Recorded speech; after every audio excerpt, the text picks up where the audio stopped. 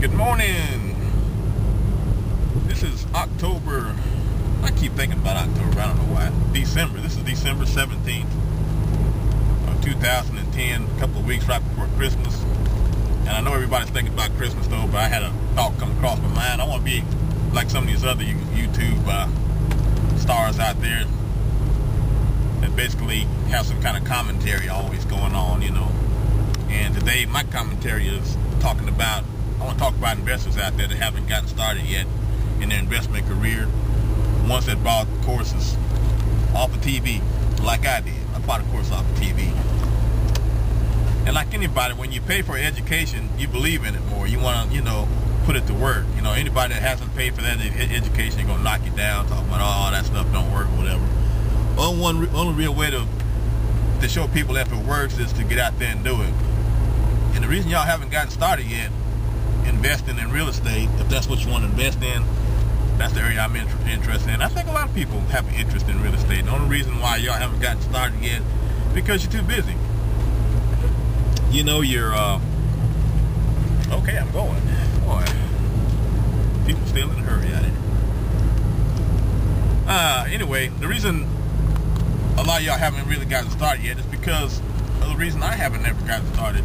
And I had my course that I bought off of TV. I had it for years, you know, and I'm just now starting to put everything into some kind of perspective and in some kind of format, and to get out here and try to make it work. I just got it started.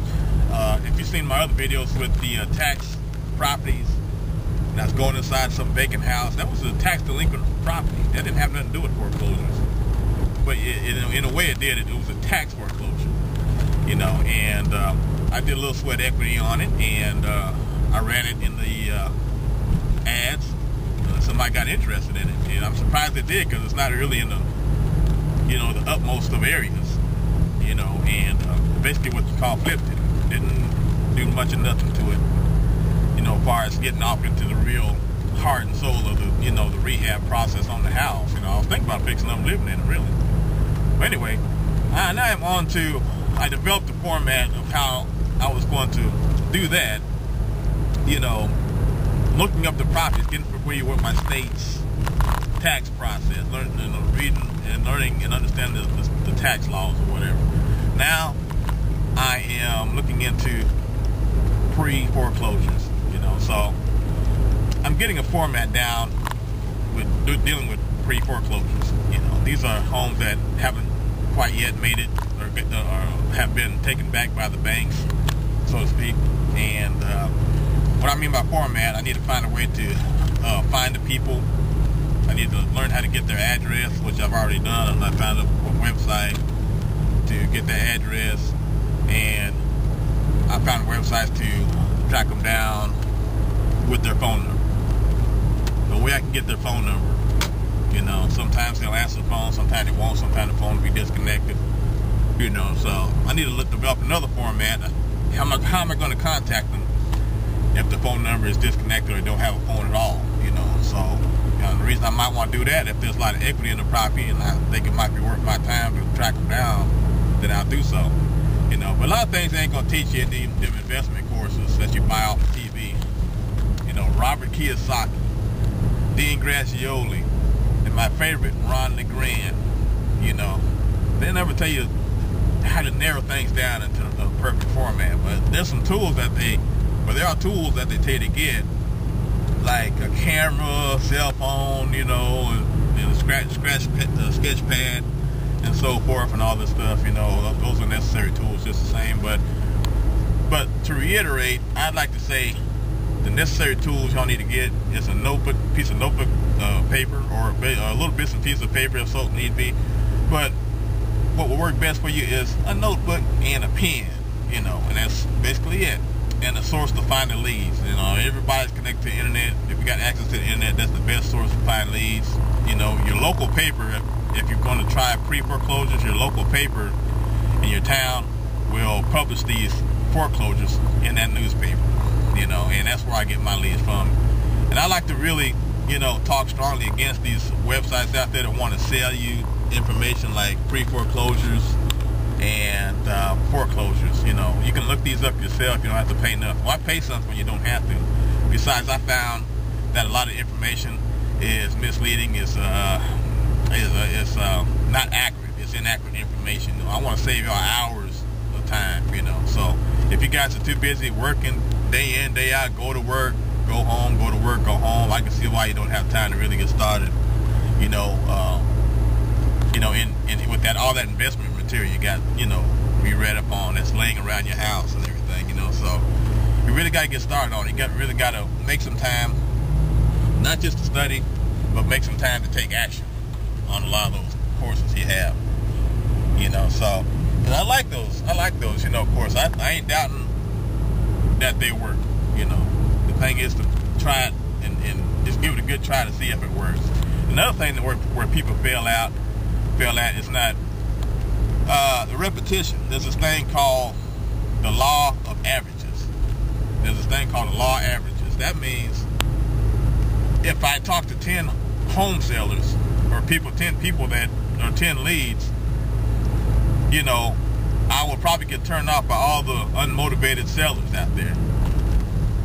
Believe me, you know, I sent out, you know, dozens of leads to pre-foreclosed homeowners, and the truth is on that, you probably would hardly get little or no response. You might send out 30 letters, you know, to homes going into foreclosure, and you won't get one response. People are in denial. Sometimes the letters will come back, you know, as undeliverable. Why, I don't know, but they may not necessarily be there anymore. They might have changed their address and moved off or whatever. And you might get one call, and those people there, you have to, basically they're in denial. They want to know who you are, what you're doing, even though they're going into foreclosure. So that's going to slow you down, you know. So that'll save you hours of time of licking envelopes, you know. So, but what I'm going to do, this format I'm using now, I'm going to write my leads down, and then I'm going to call them on their number. If they don't answer, I'm going to go by their house. And I got some more video equipment coming in, and I'm going to bring you all along with me, you know. And we're going to go to these houses of people going into foreclosure and see if they come to the door, you know. I'm just going to really put this course to the test, though, and I want y'all to see firsthand how it's going down, you know. And that's how I'm going to do it. But the thing is, first thing is get started and get doing something, you know, just like I'm doing. And the reason I have plenty of time to do this is because I'm debt free, and I'm living off of the money that I saved and that I earned off that house flip with the tax house. And that vacant lot you're seeing on that, you know, those videos too, I'm going to make a bid on, I'm thinking about making a bid on that next year. I'm not going to do so right now because I want to get a better deal. The longer it sits there, the more better deal you get on tax lands here in the state of Arkansas. But back on pre-foreclosures again, yes, you know, you got to find the time or make the time to do that. And one good way to do it is being debt-free, eliminating your debts first. And I'd like to talk with y'all a little bit more about that, you know, in the future, about becoming debt-free, taking care of all your debts, you know, and saving your money. And that's a better position to be in when you're going to try to start any kind of business. I don't care if it's real estate stuff, you know. So anyway, I'm getting ready to pull over here and get me a Coke. Hey, I didn't mean to be filming my ugly face here all the way down the road. I usually turn it around, you know, film other things here. This is University Avenue here. I forgot which street this is. It's a nice racery shop. I think I'll go to that one right there. Yeah, if I can turn.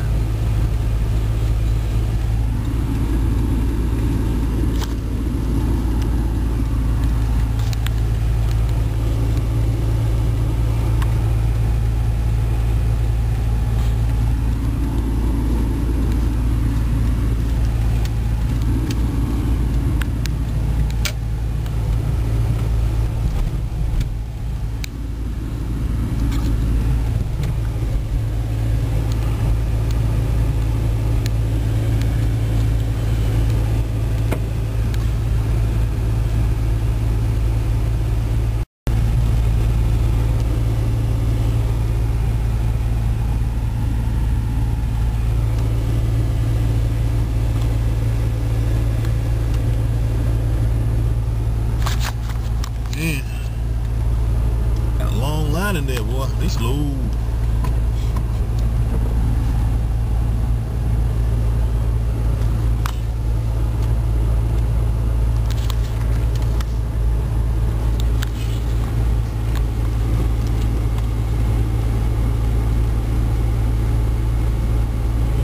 See why everybody kind of stalls and has to stop off. They got to stop off, get a coffee or a Coke, bag of chips, something like that, fuel up, you know. And I guess it's something to do to break the monotony of getting up, going to work, getting up, going to work, go home, getting up, go to work, go home.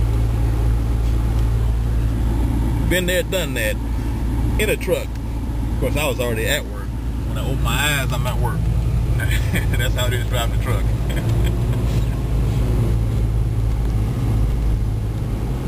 Yeah, boy, I tell you.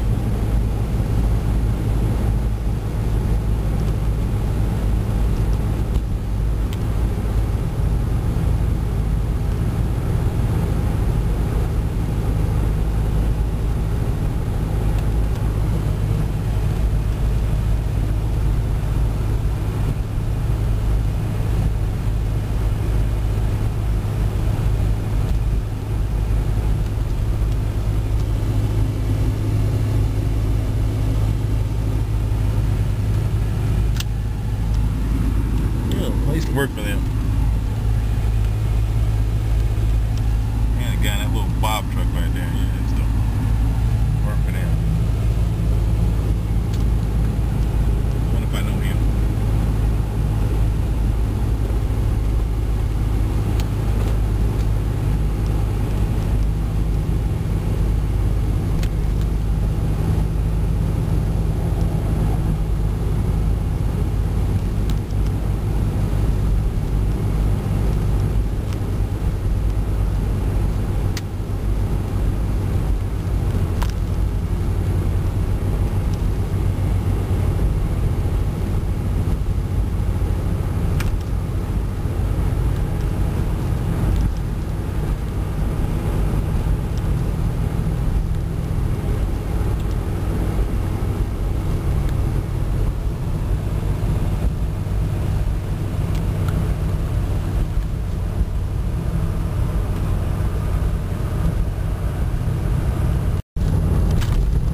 Now, once again, about getting started investing in real estate, I would develop a format, a personal format, using a pencil or pen, or piece of paper, and a computer. There's so much resources on the internet where you don't have to go out and buy a newspaper to look up, look in the legal section to find pre-foreclosures if that's your thing, or motivated sellers. You know, I mean, there's all kind of different areas and avenues.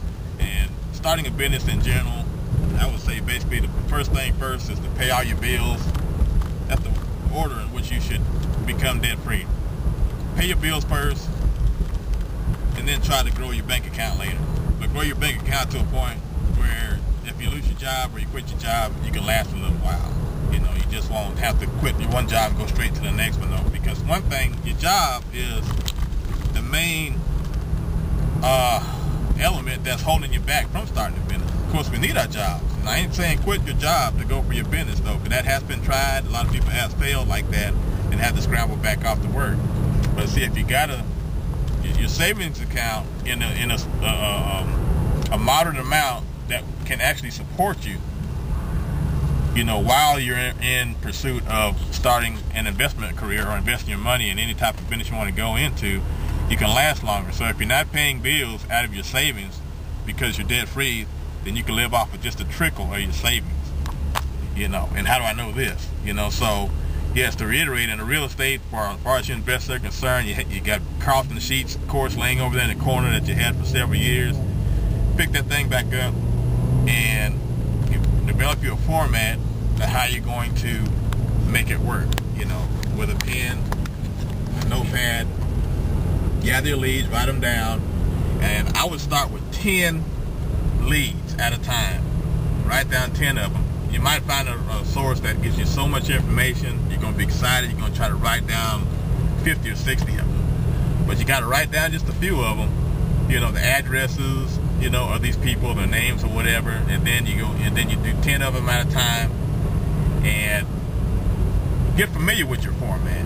You know, if they don't answer the phone, figure out what you're going to do next. You know, are you going to drive by the house? Are you going to send them another flyer or postcard? However you're going to do it. You know, work 10 properties at a time. And while you're doing that, go back to work. You know, put in a few hours a day, because if you got 10 homes, you know, that you wrote down, it's a realistic amount of leads that you wrote down that you realistically are going to really start, you know, making an effort to try to make this business, you know, produce or materialize, or start getting some kind of positive response from, you know, these homeowners. You know, so 10 houses at a time, work them. And what I do is I go over those 10 houses, and if I choose to go back and follow up on some of them that hadn't answered the phone, or follow up on some of them that I haven't got a response from, as far as tracking them down, researching, trying to find them, then I'll do just that. You know, I just don't want to do 10 leads and throw them in the corner, go get 10 more. If that's the way you want to do it, that's fine. But the main thing is get started. Keep it simple and keep it realistic, and keep it simple, keep it sweet. You know, 10 houses at a time. You know, so if you go to work, you come home from work, you have 10 homes, that means you are going to actually take each home one at a time. You know, you do 2 homes a day. You do 2 homes a day when you get off of work. You know, if you got a 9 to 5, you get off of work, you know, you research 2 of these homes. If the time you get off of work is a reasonable time, a time of day where you can call these people and they might answer the phone and they won't get offended because it's late, try to give them a call. See if the number works. You know, don't be scared. That's the big question. Start confronting these people, even if it's 8, 9 o'clock at night. Give them a call. See if somebody actually answers the phone. You know, don't second guess. You know, and say, well, maybe I'll wait till this weekend. You know, and harass them a little bit. You know, that's the only way you're gonna find out. You know, so. But anyway, that's how I would start, you know, with some of those old investment courses that you have sitting around. You know, so I'm back out. I'll catch you on the next clip.